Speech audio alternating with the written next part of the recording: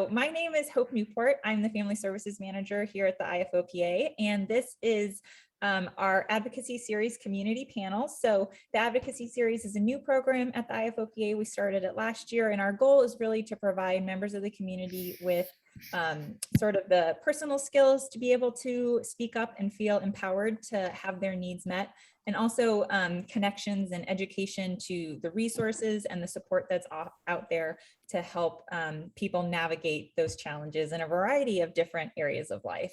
But this year, the first topic that we're addressing is accessible college careers and pursuing a vocation. So we did a webinar last month with Annie Tolkien from Accessible College, who spoke really about, some of the factors to consider when you're thinking about selecting a college or having your needs met in a college setting. And today's Zoom meeting is our community panel. So today we'll be hearing from 6 members of the FOP community. 5 of them are able to join us live, and 1 of them did submit a pre-recorded message, but I'm going to quickly introduce them all, and then I will hand it off to our first panelist to get us started. So our panelists today are Luke Schroots. Luke is from the Netherlands. His field of interest is app development. Ciske Faber. Ciske is from South Africa, and her field is human resources. Kim Shields. Kim lives here in the US in Florida, and her field is social work. Pat Doerr. So Pat also lives here in the US in Pennsylvania, and his field is accounting. And then Will Hayes, who's from the US, and he is currently a student studying sports management. And then at the end, we'll hear from FOP community Kathy Ford, who lives in New Jersey and is in emergency dispatch. So with that, I'm going to stop sharing my screen so that we can all see each other a little bit better. And I'm kind of going to hand it over to Patrick. So Patrick, can you tell us a little bit about, sort of what your path to deciding on accounting looked like and what it is that you do as an accountant? I know we're all kind of familiar with accounting, but I'm interested to hear about what sort of your day-to-day life as an accountant looks like. Yeah, sure. It's what does it look like? It's a lot of numbers. It's a lot of work with Excel and data analysis. Accounting is really just kind of playing with numbers all day, but those numbers actually mean something, and they're required. There's a lot of like reconciliations. There's a lot of math. There's also a lot of programming and formulas and things like that. So on a day-to-day basis, it's typically my work basically is interacting with files on a laptop on a server, and I have to make sure that those numbers go to that I guess the numbers that I'm responsible for, that they get reported accurately to, I guess, balance sheets and, plant ledgers and profit and loss statements. Those are all like the scary things that no one understands about accounting, I suppose. But all those numbers mean things. So everything, like if you look at it this way, if you buy, like let's say you would buy a computer. Well, for you personally, that doesn't really mean anything. You wouldn't put that, like you wouldn't have to report that on a report to yourself because you bought it. But if I would buy a computer for my, company, we would have to show that as an asset or something that we bought, that we also have to explain why we bought it, how we bought it, and report depending on the company, and give a reason why we purchased it, and then also account for it properly. And there's a whole bunch of rules and everything that are associated with that. So my job basically is to take all of the financial transactions, and accounting really is about taking financial transactions and organizing them in a way that allows you to report to report on, what that activity was, what those purchases were, to parties who don't understand or aren't involved in the day-to-day operations of maybe your company, maybe it's your shareholders, maybe it's a board of directors. So it's really just about translating numbers into a narrative, a story, really. Thank you, Pat. That's helpful for a lot of us who maybe don't have backgrounds in accounting. And did you always want to be an accountant, or kind of what was your path to decide to landing there? No, if you would have told 10-year-old, 15-year-old, 17-year-old, 20-year-old me that I was going to be an accountant, I would have laughed you out of the room. Because when I first started accounting, I didn't really understand it. I did not do well in it. The first class I ever took in it, I got a D. But now I've grown to appreciate, and I've grown to appreciate, like, basically the last thing I just said, which was, if you stop thinking about accounting as a big bunch of numbers that are just jumbled together, and you start thinking about it more of like as a story, and you're just telling the number version of what your company is doing, and allowing that to be conveyed in a concise and accurate manner to other parties. And from that perspective, because I enjoy writing and things like that, I was like, well, that makes a little bit more sense to me. And as I was kind of exploring different career paths, I was trying to look for something that I could do. It was when I was 17 is when FLP really started affecting me. I was looking for something but I knew it would progress, and I didn't know how fast it would progress. I didn't know when that would happen, but I knew it was more than likely coming. And for me, it was important to choose something to do as a career that I knew I could do regardless of whether or not FOP progressed, regardless of when FOP progressed for me.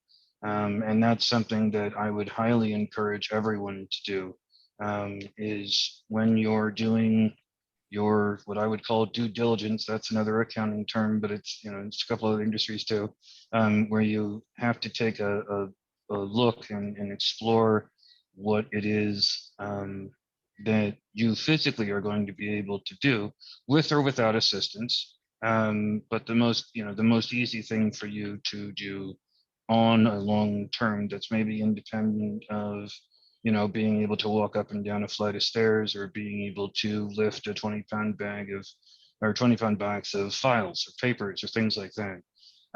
So for me, when I was starting out, it was really about doing my homework and understanding, for every job I applied to, understanding what the actual requirements of the job were. So for instance, for me, if like the example I just gave, if the job required moving and lifting a 20-pound box of files, or maybe looking in a tall filing cabinet routinely throughout the day, or going up and down a flight of stairs, walking an extended period of distance. Even though I was still walking when I started my career, I knew that that would probably not be sustainable. So if that was a critical thing that I had to do for the job, it would make it more difficult for me to overcome, as far as being able to continue to work and stay in that particular job. And it might also make it more difficult for my employer to accommodate me, and maybe to make some exceptions or some alterations to the job itself in order to accommodate my inability to do certain tasks. And depending on what those tasks are and how critical they are to the job, employers are willing or not willing to make those accommodations. And so that's a good segue, Pat, sorry, into the next thing that I wanted to get, because you have lots of great bullets that I wanted to touch on. So how many years have you been an accountant now, Pat? I've been an accountant since 2006, so that's 15 years. Yeah. So in the last 15 years, you had some really great, I think, like key concepts or key takeaways to share with people. And one of them is that sort of self-advocacy role that you played in collaborating with your employer, which is what you're sort of transitioning to now. So can you talk Right. about some of the ways that you partnered or really worked alongside your employer to be an advocate for yourself and make sure that you were really setting yourself up for a successful work relationship? Yeah, sure. And I think the first point I want to make on that too is that um, I both myself and I think our entire community, and I think everyone with any sort of disability doesn't want to be defined by that disability. So my way of not being defined by it is being extremely open about it and what it could potentially do to my ability to work, to physically to me, what what accommodations I may need, different things like that. So everything I'm going to say is going to be from my experience and my point of view only. If everyone has their own walk to walk, but I'll just share with what I've had to do throughout my career and the different, I guess, changes we've had to make throughout FLP progression in my career. So I originally got this job back in 2006. And before that, I worked for the same company, but it was a different job. I was an accounts payable analyst. So that meant processing invoices and basically paying outside vendors for goods or services that they gave us. So it's accounting, but it's a different. It's not. It's like a piece of accounting, kind of. So the first thing that happened to me in my career was about 6 months in, 6 months after I got hired. I only had both my shoulders were fused, and my right elbow was I couldn't bend it past 90 degrees. But I still had my left elbow, so I could still reach things. I'm a fairly tall guy. I'm about 6 foot, and I was still able to reach like shelves and things that were still fairly high. And we had a submission folder for different reports and things like that that we would have to go and put into my manager's bin for review. And that was on a fairly high shelf, and I was still able to get to it. Well, about 6 months in, I could no longer reach that shelf. I could no longer manipulate a vanilla folder and get it into that particular bin. So this is a very simple simple example, but I approached him about it and I said, listen, like I told you that I was experiencing a flare up, and unfortunately now it's preventing me from being able to get and put my reports where they should be.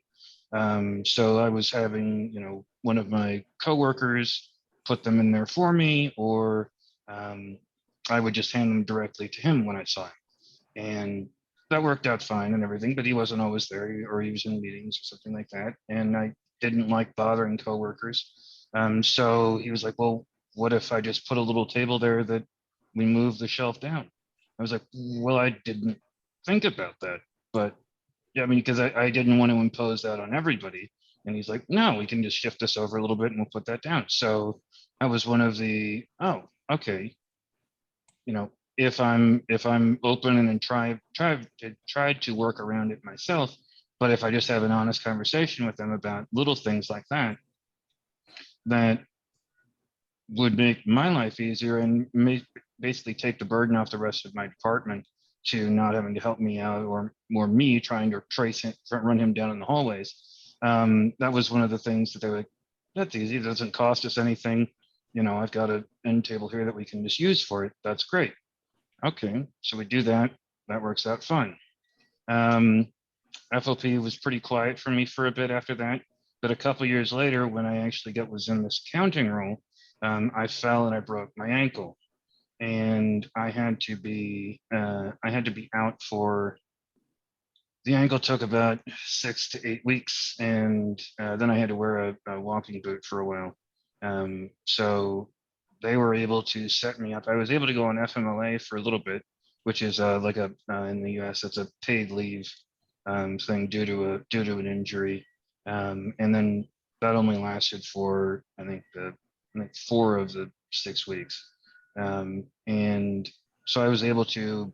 They were able to give me a laptop at that point, and I was able to actually work from home, and that was the first like that was very against company policy, and I mean we had people that did it, but they were higher level, and it wasn't something that they wanted to encourage because uh, technology sometimes scares people in policy positions. So that was the first time that they that I had to kind of they made a special accommodation for me from a standard operating procedure. No one else in my department was allowed to do that, was allowed to work remotely, and this was pre-COVID and pre everyone's working remotely. So it was a bit of an exchange, but I was again I had an honest conversation with them about like what is the limitation going to be.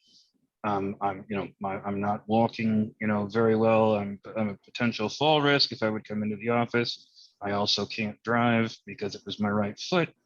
Um, and so we were able to come to an agreement with that.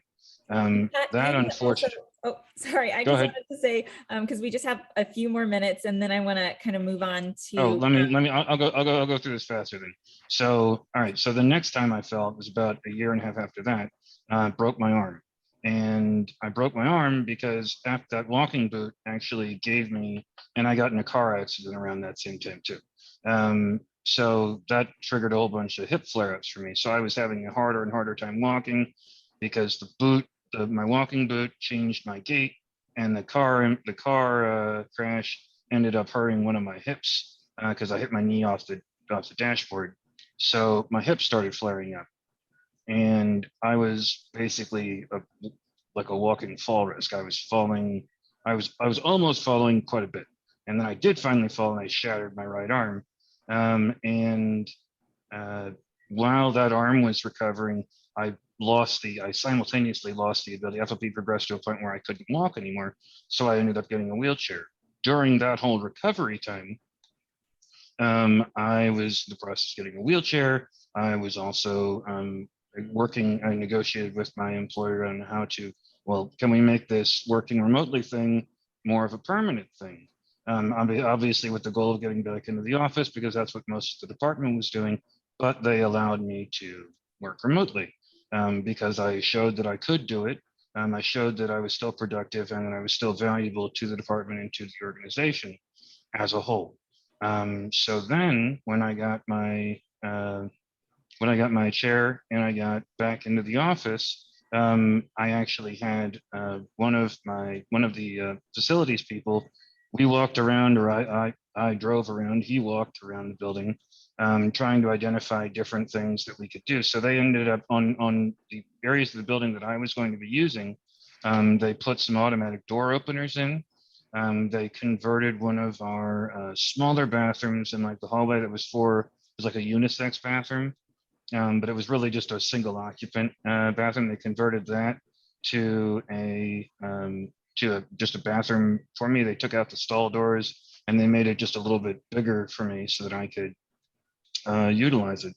And it would also lock, so no one would walk in on me, which would not be ideal for them or me, I think. But so I guess my way of rushing through that though is that um, if you're honest and throughout all of this, and that's the part I'm skirting, is that I had been very open with what exactly was happening, with how it was impacting me, with potential um, accommodations that I could make myself.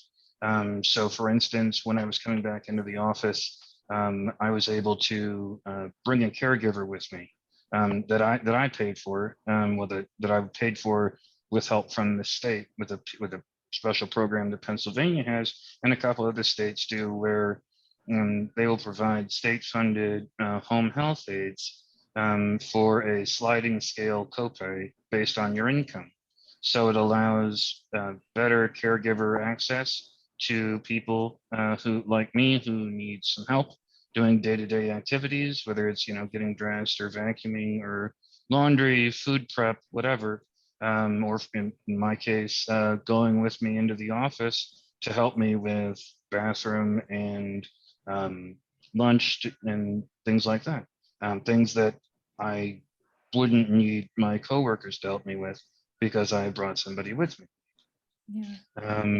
My my company also provided a standing desk, which basically is just a desk that goes on a motor up and down, because my chair is actually fairly tall.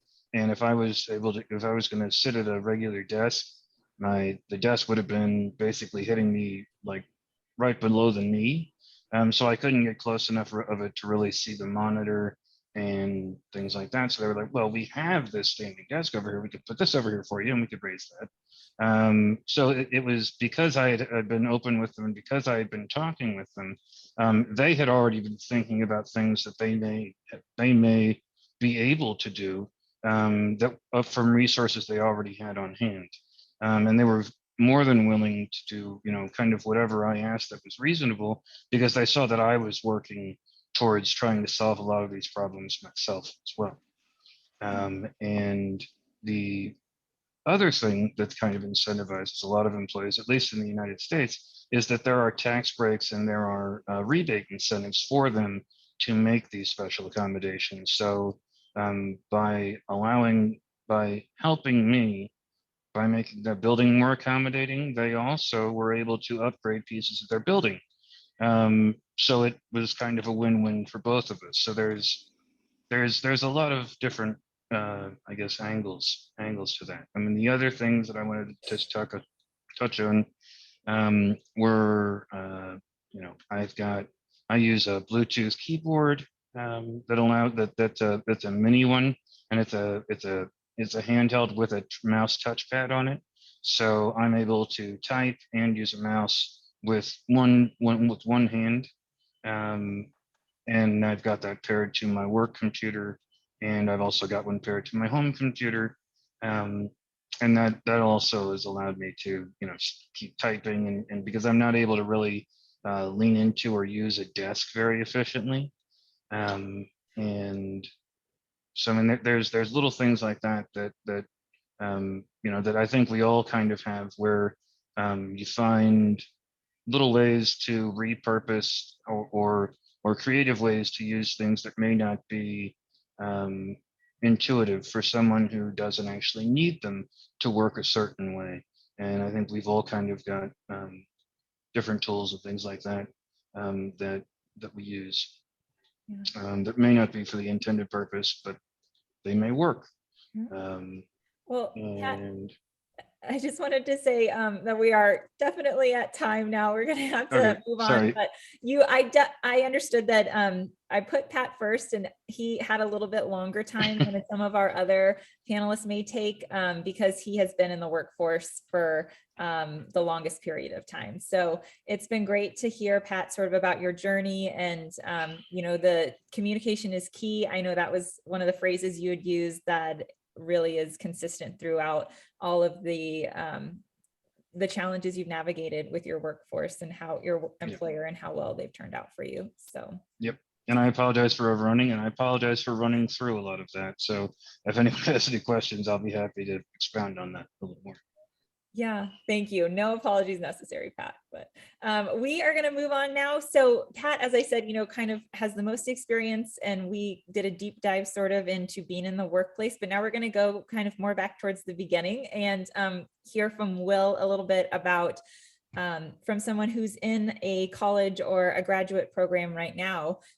So Will, can you give us a little update about, where you are right now, and you're studying sports management, as I said, and kind of why you chose sports management? Yeah, so I am currently, so I just finished my undergrad degree last spring, and I'm currently in my second semester of graduate school at Florida.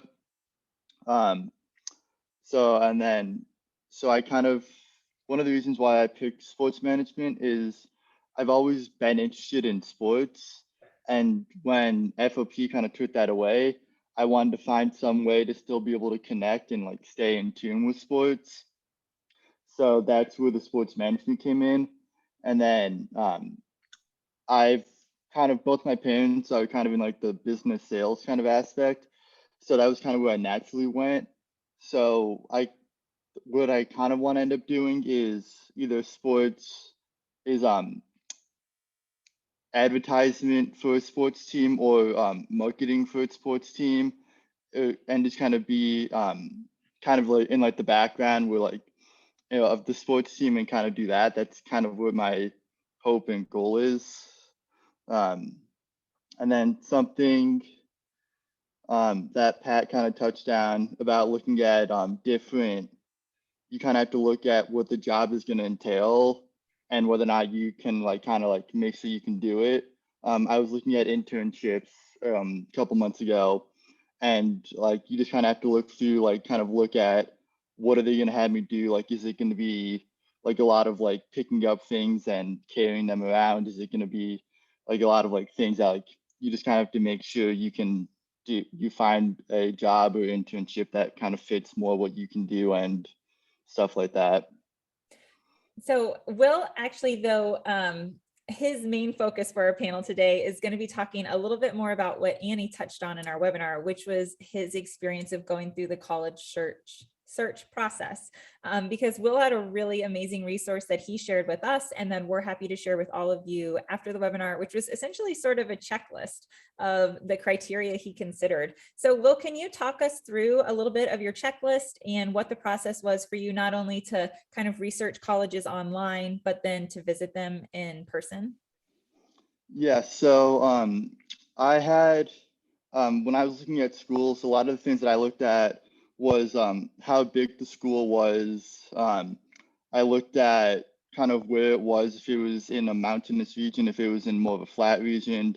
I kind of looked at the geography of the school. I looked at another thing, that a big thing was whether it was public or private, just from an ADA standpoint. And then I also looked at and then the a website that I used that helped a lot was US News, and then I just typed in US News, and then at the end of that, whatever school I was looking at, and it told you how big it was, what, like if the campus was in like a city setting, if it was in a urban setting. It kind of told you just a bunch of different things that I used that really helped me out. That was a big thing for me. And then another kind of thing that you can do that might not always be the most helpful when you're looking at schools is just kind of going on Google Maps and just seeing if you can kind of do the street view of the campus and just kind of walk your way around the campus. Sometimes it works better than others depending on how what they have set up as far as if they allow the Google Street Car to go through there. But those are some things, those are some of the major things that I looked at when I was looking at schools. And then when you did your in-person visits, was it sort of just, checking on those things? Were you trying to get a feel for the college?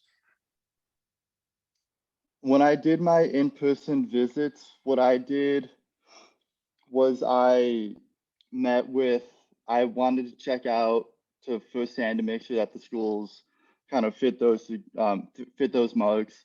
And then I met with the ADA programs at all the schools just to kind of get an insight of what they could do and what they couldn't do and what services they applied, both in the classroom, out of the classroom, in the dining halls, walking, like getting to and from class, the dorm room set up, what I could have in there, what I could change, what I could kind of make my own setup. So those were the two big things that I looked for at the college campuses, on the college campus tours. Great. And I know, Will, you shared with us that it was an adjustment for not only you, but I think especially for your parents to not have you at home with them anymore. When you went to college, you were living in the dorms, so there was some separation there. Can you talk about what that adjustment was like, or if there were things that helped you once you were actually at school feel a little more comfortable? Yeah, so my first year, first year or so, I was in North Carolina. My parents were still in New Jersey. So there was that distance there that we had obviously never had. And I think most of my mom was concerned with it than my dad was, or at least my mom kind of showed it more. Just kind of being on my own, and would I be able to like handle myself and take care of myself on my own? But yeah, I mean, there was definitely an adjustment period there. Something that at least I know I did every day was when I was usually walking back from class, I usually kind of called my parents every day, just to kind of talk to them a little bit on my walk home, whether it was like a 5-minute walk or 10-minute walk, just to kind of get that conversation and kind of touch back with them a little bit. So that was nice. And then another thing that I looked for when I was talking with the ADA housing department was on one of my tours, we actually took a tour of the rooms, and we talked about what I could have in there. All of my bathrooms at school had my own private bathroom, which was nice. They also another thing that I looked for was having a dorm that was kind of centrally located on the campus. I wasn't walking too far for any one specific class. And then I know, at least with my school, for the cafeteria, they had someone, like when you checked in, that like you could ask for someone to help you like carry your food to and from like to your table and stuff like that. So they definitely had a lot of different services. And then in the classroom, if for whatever reason the classroom didn't work for me or for anyone, they would change it to either a classroom or a different building that was accessible and could work for me. They offered a bunch of different things.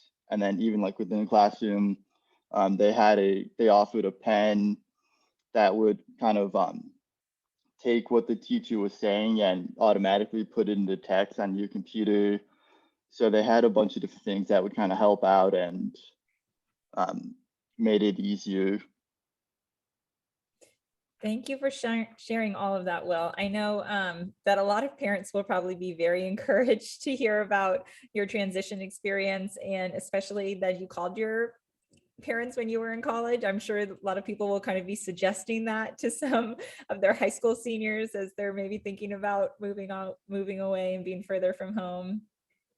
So yeah, same with Patrick. I think, I regret that we have so little time with each of our panelists, but I'm excited to share each of them with you. And so, with that smaller chunks of time, if you do have questions as we're going along, we can try to kind of answer those at the end, or I think we're a very in touch community. So feel free to follow up with me, and I'm happy to connect you with Will if you have follow-up questions for him. But now we are going to move on to Kimmy. So Kimmy, you are in the social work field, as I mentioned, and that's a really broad field. Do you mind telling us a little bit about what specific kind of social work you're doing and how you landed there? Sure. I'm actually a behavioral health case manager. So we're a Medicaid provider, and basically we get clients with mental health diagnoses that just need additional resources. And it's great that I can work from home, though I do eventually need to get a vehicle in order to do more for my clients. And so yeah, go ahead. I was just going to say, kind of, again, starting a little bit more in the college or the educational phase of your journey. Kimmy, I know you've had challenges both completing your degree and then kind of also in the job hunt process. Do you mind sharing a little bit about maybe like an example of one of the challenges you experienced and kind of how you overcame it, or the role that your passion for what you do plays in making you a successful social worker today? Sure. I mean, the first big barrier that I hit was when I was trying to find my internship at the end of my bachelor's program, because all the places I chose from their list didn't have any availability. And I was trying to get certified in child welfare on top of it. And they were like, oh, well, you can just do that in grad school. Like, but I haven't even decided if I want to do grad school. And I pushed and pushed, and then I ended up being a guinea pig for the extended foster care program that wasn't even a year old yet in the area. But it was a great learning experience regardless. So that was my first struggle. But then after I hit grad school, it was all virtual. So there weren't a lot of challenges there until I started having to get internships. Those were the challenges, finding the places that would accept me, that were accessible, you know, and I mean, there's flexibility in internships because it's like having a part-time job. So, you know, that was beneficial there, but I still struggled with, like, because I moved to Tennessee for 2 years and ended up having to give up my vehicle because it was unsafe and unfixable. The transportation became an issue because their public transit where I lived was terrible. And so I couldn't get an internship. And then I made the decision to move back to Florida. And it was good. You know, I had something lined up before I even moved back. And then COVID hit. And, you know, so then it's like my field liaison, because I got upset about something that one of the clients had disclosed to me, tried to tell me that social work wasn't for me. My second to last semester of grad school. Okay, which is like the worst time to say, hey, I don't think social work's for you. And she was literally like, honey, I don't think social work is for you. And I was about to give up because of that. I mean, I bawled my eyes out. I looked into other programs to try to transfer credits, but the most credits I could transfer were 9. I was in my second to last semester of grad school. 9 credits is nothing. That's like not even a full semester. Well, maybe it is, but you know, so what ultimately inspired you to, I mean, you moved to a different state, you know, continued to persevere through all of these challenges. What was it about social work that kept you so committed? I've always had a thing for, you know, helping people. And so, you know, social work is the helping profession. And honestly, when I'm helping people, it helps my mental health. And that might sound weird to some people because I'm dealing with people with severe mental problems, you know. But it actually, you know, when I wasn't doing anything like other than college, so I wasn't really helping people, I struggled with a lot of anxiety and depression. But then when I was in my internships, it was a little better because I was helping people. And with this job, as stressful as it can be, I like helping people. And when I had the in February had, I guess it's a flare up. It's never really, it can't really 100% be confirmed because they couldn't really tell anything because I think it was bone growing on old bone, like old FOP bone. So, but February was terrible, but I have a great supervisor. But when I was contemplating taking short-term disability until I could, you know, actually sleep a full night and not be in severe pain all day and try to do my job, I ended up not doing it because I was like, while it's good for me physically to take a break, mentally it's not. And you've talked about also how, you know, your job kind of helps you manage FOP, but FOP, it's sort of a cyclical, like FOP helps you with your job as well. So can you talk about how you've used your experience of living with, you know, whether it's pain or whether it's some of the mental health issues that a lot of times can come with an illness, how that's helped you be more effective in your job? I mean, what's been really good is they seem to keep sending me clients that have chronic illness, like chronic pain and stuff. I actually met a client that has another rare disease. And so, and she's like, her anxiety is always up. So we've actually had discussions about dealing with rare disease, you know, nobody understanding your condition and stuff like that. And it's really helped her, you know. It's a good way to build rapport with clients when you can relate on some level to, you know, their experiences.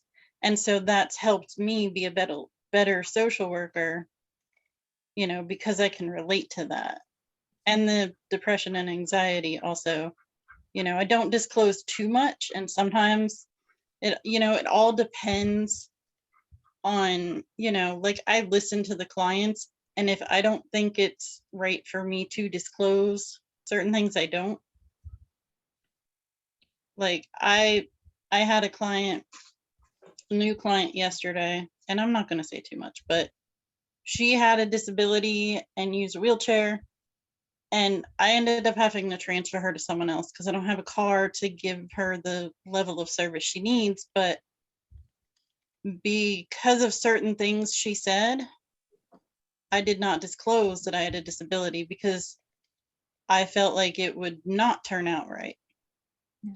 You know, so it's kind of like you have to assess the situation first because they're not seeing me. And if they do see me, it's this right now. This is how they're seeing me. So they don't know about all that unless I mention it. Yeah. So it's assessing the situation is really important. Well, Kimmy, I know that a lot of people with FOP maybe don't consider social services or social support as a field for them, just because, as you've mentioned, there are some times when just, you know, lack of ability to, whether it's drive a vehicle or be out in the field connecting with clients, can be a barrier. But I also know that a lot of people in our community have such huge hearts and want to help others. And so I'm so thankful to you for sharing your experience or your path of how you've been able to do that, because I think it's a very worthwhile one. So there's other ways you can get involved. You can become like a peer support person. Yeah. You know, that's kind of social work related, but it doesn't require you to have like a full education.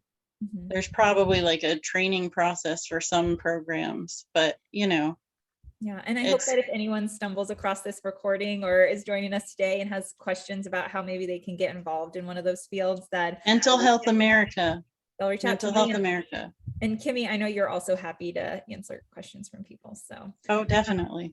But we are going to move on now to Luke. So as I mentioned at the beginning, Luke is someone who's studied the field of app development and is currently dabbling in a couple different ways of pursuing that. Luke, do you mind getting us started by sharing how you chose app development, or what it was about app development that drew you to that field? When I was young, I always liked electronics like Game Boy or Nintendo, but also a computer where I love to work on with. And because of that, I've chosen to become a developer for application or websites. But when I went to school, my first year went well. But yeah, there was some problems at school itself, just only the adjustments in the school. When I moved to the second year, there was some issues because I have to take an internship. But when I written my resume to other companies with the story about my disease, they didn't invite me, and at least they told one company, they don't want to adjust their building only for me. So in my eyes, it's kind of discrimination. But when I left the story of my disability, I had multiple invitations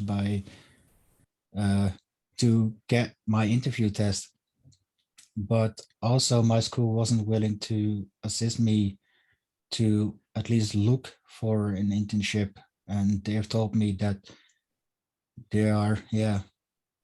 maybe they went too lazy. But we had a conversation about when you found some companies who are willing to invite me for an interview, then I would receive a email, but I never received an email anyways. And all this gave me a lot of stress. And once I had an incident when I was stuck between the car seat and the door. I was stuck because I cannot bow my neck and my back. So I have to push myself to get loosened out of the car. And then a few seconds later, I heard a loud crack from my neck to the bottom. And a few days later, I had a flare-up, which gave me a lot of pain. And that pain wasn't able to go away for maybe two months. So I have to take morphine only to reduce the pain for more than 1.5 years. But since I had so much pain, I wasn't able to follow my study anymore at college. So I had to finish it.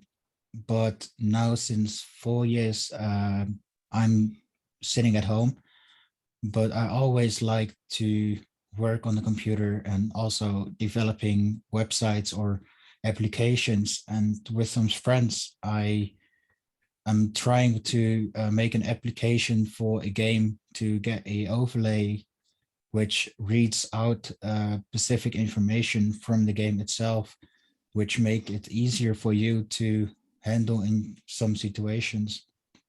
And beside of that, I'm working with the Dutch FOP Foundation to help them with their websites and keeping up to date.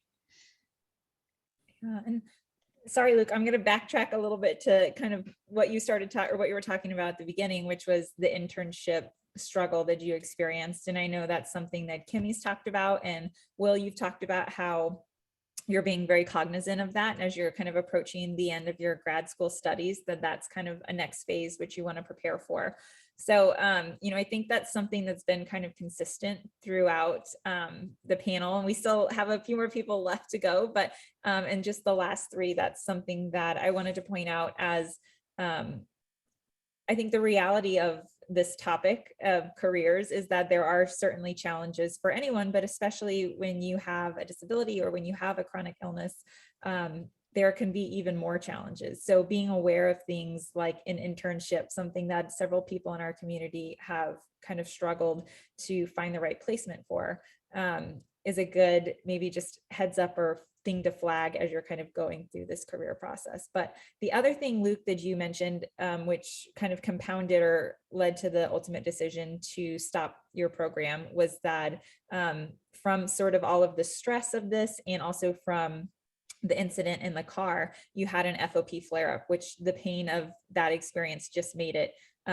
impossible for you to go and be in the classroom setting and learning every day. And so, something that we touched on during the FOP in college webinar was that there could be times where, college is not the right place. You need to pause or take a break from your studies. So, Luke, you, though, I think had a really beautiful transition from out of that, like how you were able to continue with the gaming project that you're working on with your friends. Can you talk about, was that transition like immediate? Was it just like, okay, I'm going on to this? Or, I know from our previous discussions that it was a challenge. So how did you get through those challenging times of, being upset about not being able to complete your program, but being able to kind of redirect that energy into two really beautiful, beneficial ways, which is the program you're working on with your friends and the website development for the FOP community in the Netherlands?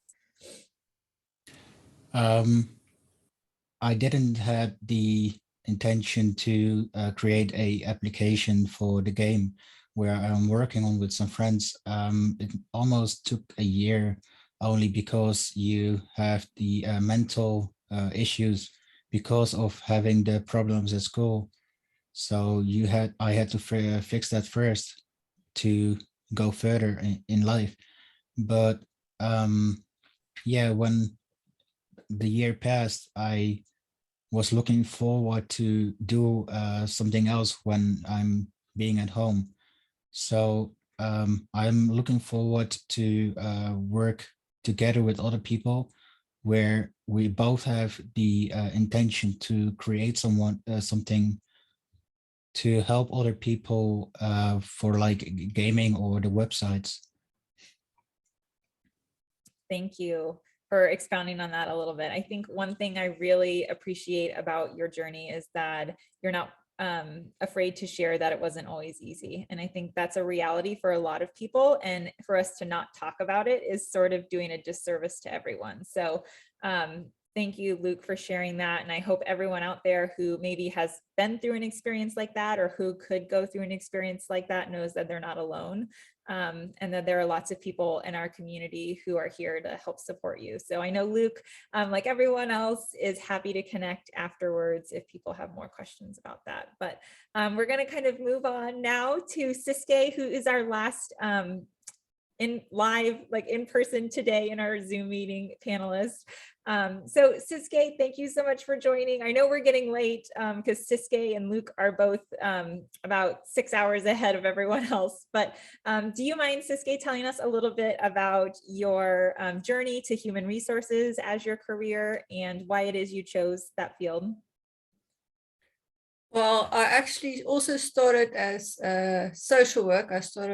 First year, I started actually with social work, but the university also, or the HOD of the department, said that she saw it on TV. I don't know who was on TV, but a BBC thing about FOP, and then she actually called me in. She said she doesn't think that I will actually be able to complete the course and that I will actually need to change courses. I appreciated it. It was a very bad experience, but I appreciate that she actually told me in advance that I won't be able to finish it. So, and then I chose psychology. And then after that, I actually end up in human resource management because it's something that I have a passion for people and that I will always be able to work with people and that I can actually do from a laptop, and I don't actually need a lot of mobility. I must just be able to speak and use a laptop. And I mean, there's lots of software and stuff that we can use to help us regarding that. I'm not clued up with all that, but yeah. So yes, and I like to also improve people's circumstances, like at the work, or try and training and development, like talent and development as well. Like I will be able to make them the best as what they can be with their abilities regarding maybe courses or skill development, etc., etc. Online work wasn't the first thing that I wanted to do. I like people and I'm stuck behind a computer in a house. So, but I'm very grateful for work, and I also struggled to get work. I was 10 months without work, unemployed after my degree, but I continued studying and I actually qualified as a lay counselor. I've started volunteering with people with anxiety and depression, also online due to COVID. And I also qualified as a TEFL teacher or tutor. So yes, I'm an HR student or an HR officer and a TEFL teacher, tutor.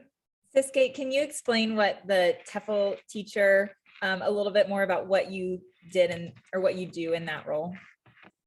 Well, I'm teaching English as a foreign language. So I'm teaching English at the moment, to Chinese students. The ages range from before 6 years up until 60, with a various amount of proficiency. And due to the time difference, I wake up at around 5:45 in the morning. So yes, started to be an early bird. I wasn't an early bird, never. So yes. So and now I'm you're doing so passionate about your early bird work and time. It's beautiful. My mom's a teacher, so I think it's in my blood. I mean, my sister also now started, or she studied something else, but now she's also a teacher. So yes. And I think a I lot of learned to people love here- it. Oh, I was going to say a lot of people in the US may know that as ESL or English as a second language, but I think that was a beautiful example, Ciske, of how, you know, in the middle of sort of like what Luke experienced, not being able to complete his degree, and you finished your degree and you were still in this phase of like, well, I'm looking for jobs, but it's not happening right now. And like, what can I do? So I thought that was such a wonderful example of how you kind of got innovative and found something else. But do you want to talk? Sorry, did I just steer us off course? Did you want to talk about now your career or your job that you found working in human resources? Yes, both the HR and the teaching is online. So I'm actually working for a company in India at the moment, and they are very accommodative regarding FOP, but I don't think FOP actually plays a major role at the moment regarding it, because like Kimi also said, this is all they see. So if I don't elaborate about FOP or inform them that I'm disabled, they won't even know. So at the moment, I'm adding information about employees. I'm scheduling interviews and doing interviews. I'm recruiting people and reviewing resumes. At the moment, I'm also managing a team and making sure that they meet the weekly business metrics. I need to practice my leadership skills, and I'm also accountable for a team at the moment. So I'm enjoying that. So I'm doing that in the afternoon and the teaching in the morning. And as you said, you've continued to take courses to continue to develop your skills and have different, I don't know if they're necessarily certifications, but different kind of specialties in other areas of human resources. And something you said when we were talking was that you feel like if you have a disability, your skills have to be sort of top notch. That's one way that you just feel like you're able to really prepare for, not that, you know, that's true that people should look at you with a disability and you have to be exceeding in other ways. But I think that was kind of a cool like coping skill or a unique way to sort of channel some of the things you can't control and channel your energy into a productive way to meet those concerns. Yes, because I think in South Africa, I think I could have already, I probably would have already been employed in a office setting if I wasn't disabled.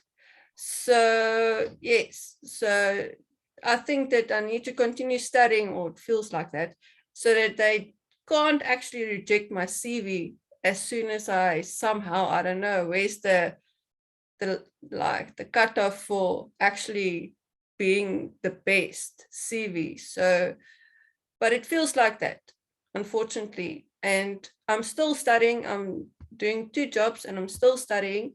I'm now doing a payroll course as well. So I don't think I will ever stop studying, but that's due to my dad, like he also just continues. So, but hopefully I will get a job within South Africa someday, because I think that's a major problem. I had actually a job offer, but they weren't like disability friendly or accessible. And like somebody mentioned, they weren't actually very open or excited regarding adapting just for one person, unfortunately. Yeah. So I think yes, so working from a laptop is the best at the moment that I can do. Yeah, some of the like laws and regulations that we have in place here in the US make it a little bit of a different situation in between the employer and employee relationship. But Luke and Ciske, I'm so grateful to both of you for bringing more of the international perspective to this conversation, because that's not the case for every person in our community around the globe. So, and Ciske, thank you again for sharing your passion for helping other people. I always think that's a beautiful thing to highlight. So, lastly, before we have just a little bit of time for any questions that anyone has, I am going to play a video that Kathy and I recorded. So Kathy Ford is can you guys all see that video now?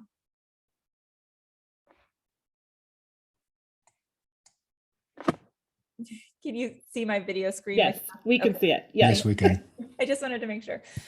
So Kathy Ford lives in New Jersey, and she works in emergency dispatch, and she actually works a night shift in emergency dispatch. So unfortunately, it's really hard for her to be awake in the middle of the day, because that's sort of the middle of the night for her. So we met later in the evening to record this, and I'm gonna just go ahead and play it for all of you now.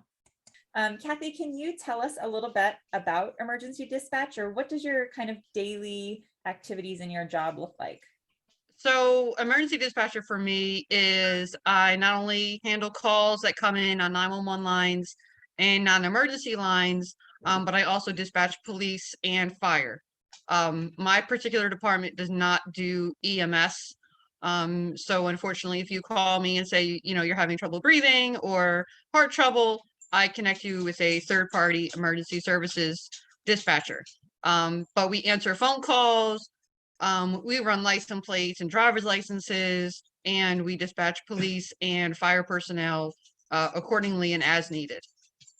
And Kathy, can you tell me, what were the sort of prerequisites for your job? Was it a training? Was it college degree? So a lot of departments vary, and it's also state by state. Some places require that you have an EMD certification, which is emergency medical dispatch.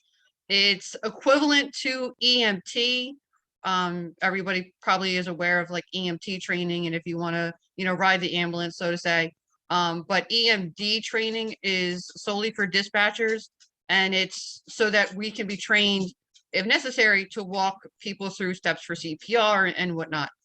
Since I don't have to be EMD trained for my particular department, they trained me when I started several years ago. It was a 12-week training class. It included on-the-job training. So depending on where you go or what state you're in, it may vary a little bit.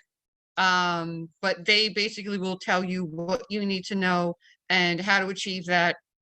With a lot of professions nowadays, especially, people are willing to train you and, you know, have a good employee. So, you know, you don't necessarily have to know everything about a job or emergency dispatching when you get into it, but you have to have the ability and desire to push forward and learn more. But most places will train you and tell you what you need to know. Awesome, thank you. And emergency dispatch is sort of unique. It's not a career or profession you hear about every day. So how did you kind of learn about it? So it kind of dates back to, I'm not even sure what year it was, but I was a freshman in high school, and I actually got pulled out of gym class in middle school, maybe 6th grade. And, you know, for the first few years, it was a little rough. You know, I wanted to be in gym like everybody else, but my freshman year of high school, it was sort of, I guess, like that rainbow, like, oh, this is why things happen. I kind of believe in the things happen for a reason thought process. But I was a freshman in high school. I obviously was elected out of gym class, and I was interested in the art field.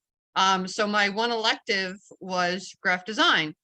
So as opposed to picking another elective, I just did a double period of graphic design.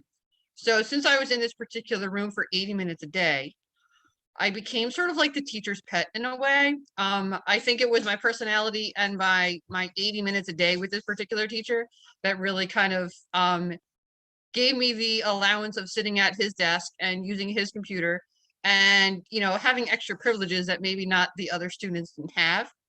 And conveniently, he was a volunteer firefighter for the town that I grew up in. So, you know, he'd have his scanner on during the day, and obviously he couldn't respond to calls, but he would always be in the loop as far as what happened around town. So I would listen, and I told him, I said, one day I want to do that. And he said, okay, good for you. You know, I look forward to that, and, you know, this and that. And ever since then, I said, I'm going to be a dispatcher. I'm going to be a dispatcher. And freshman year of high school was what kind of sealed the deal of this is what I wanted to do. Yeah, and you were persistent. You stuck with it. So can you Yes. tell us a little bit about what that journey was to, you know, finding the station or the job you're in now? So the shortened version is that I graduated high school in 2003. I did not necessarily have the book smarts that I needed to get into my dream college.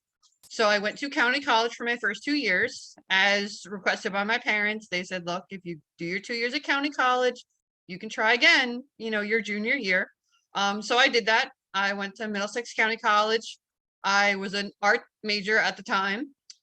And then I tried to get into my dream college yet again, which was Stockton, down in Pomona, which is now Stockton University.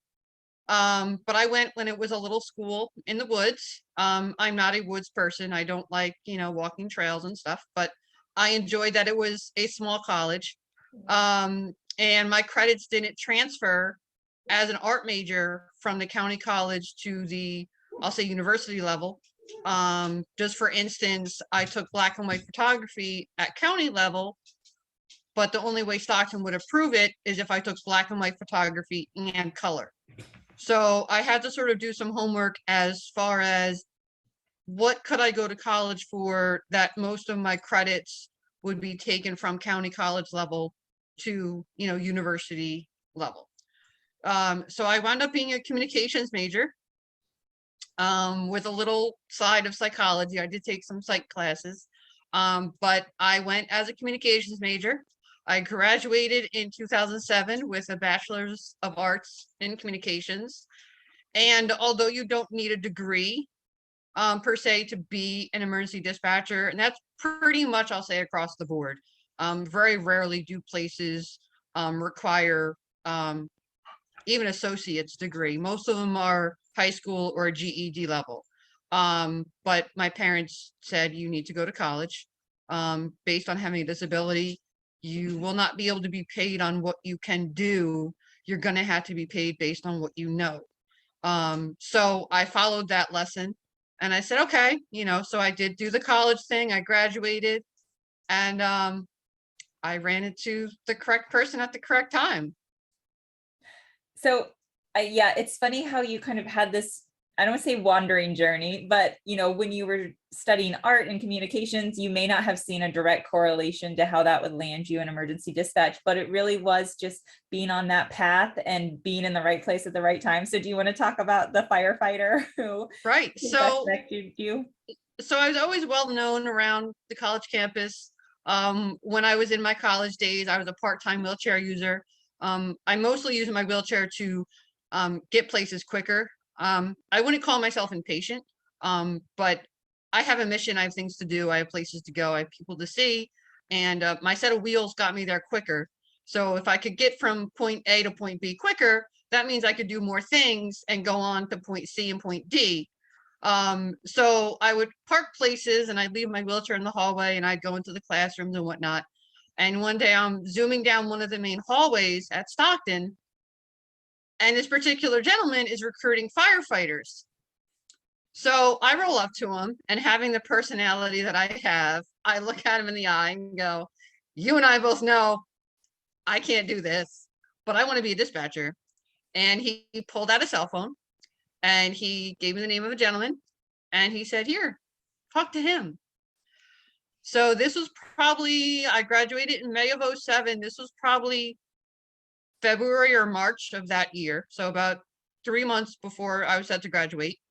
And he gave me the phone. He said, talk to him. And I said, look, this is who I am. This is, where I met this man. And this is what I want to do. And he said, okay, we're working on a class. We're getting it together. Just stay in touch and we'll let you know when a class opens up. A class meaning that when I got hired at my job, or when anybody gets hired at my job, you don't just have 1 or 2 people in a training room. They try and do anywhere, I'll say from 5 to 15 at a time, just because when you train, let's say 5 people at a time, 2 might drop out or can't handle it or don't like it, or the environment's not for them. So training 1 person is sort of, all your eggs are in one basket. So I had to wait for a class to open up. And when I tell you that I called this particular gentleman every day, every Monday, every single week, do you have a class yet? Do you have a class yet? Do you have a class yet? And every week he said, no, we're still working on it. So this was March of 2007. I got a phone call September of 2007 stating, we're going to start on the 24th. Are you still interested? I don't think I need to tell you what I answered with. But 14 years later, here I am. But he was recruiting firefighters. This one man was recruiting firefighters. And the thing is, you have to approach people and be honest with them and say, look, I can't do this, but I want to do that.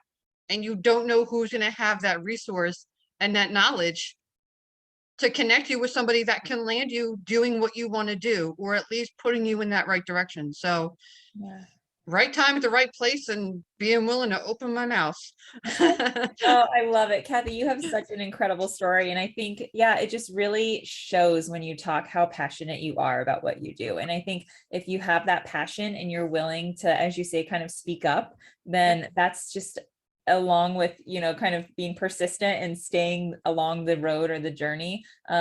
That's kind of what gets things done sometimes, is being vocal and speaking up about your needs. So thank you so much for sharing your history and how you got to where you are with us. And do you have any closing thoughts? Like, is there, as you just said, you've been in in your profession for 14 years now. So do you have any kind of, I guess, final messages to share, the tips from being in the field?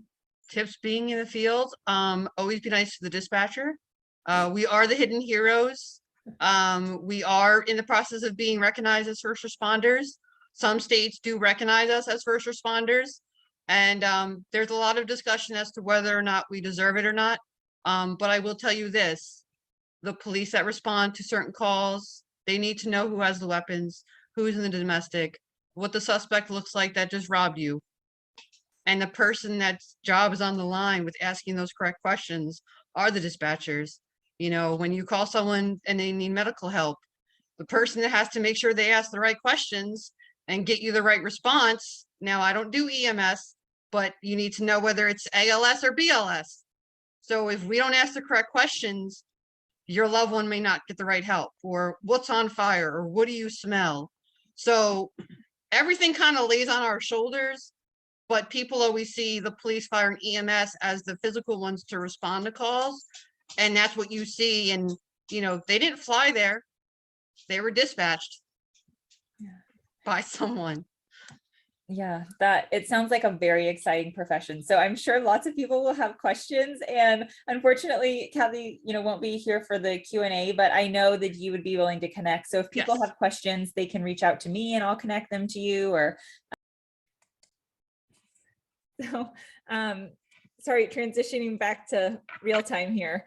That was our last panelist for today's series, or today's panel. Does anyone have questions? I know we still have some people who been here through the whole hour and 15 minutes. Thank you everyone for taking this chunk of your day. But if you do have questions, I know there's been a lot of great kind of sharing in the chat, which is wonderful. You can always feel free to reach out to me via email, hope.newport@ifopa.org. And I want to say thank you to all of our panelists for sharing such a variety of different fields. I think it's amazing to know that, especially for our young community members who are probably maybe not even thinking about this, but starting to consider it, that there's so many options out there for them. So thank you to all of you for sharing your time and your experience with us. And I want to do one quick plug for the rest of the advocacy series resources we'll be kind of sharing on this topic. So we're not going to do just one, but 2 podcasts featuring different members of the community and kind of going through the full high school through where they are now. Those will be coming out in the next week and towards the end of the month. So please keep an eye out for those podcasts if you like to listen to podcasts. And we will also be releasing a form so that you can sign up to receive the workbook copies that Karen and I create. So what we aim to do at the end of each quarter is to create sort of hard copies of questions, sort of reflective prompts to help you go back and really, I think, kind of cement what hopefully you've learned throughout the webinar or this community panel or the podcast. So we create those and then we mail them out to interested participants. So if you want something, a tool to be able to continue to kind of take away pieces from this education we've shared throughout the topic, keep an eye out for that form. But otherwise, I'll let you all enjoy the rest of your day, and thank you so much for coming.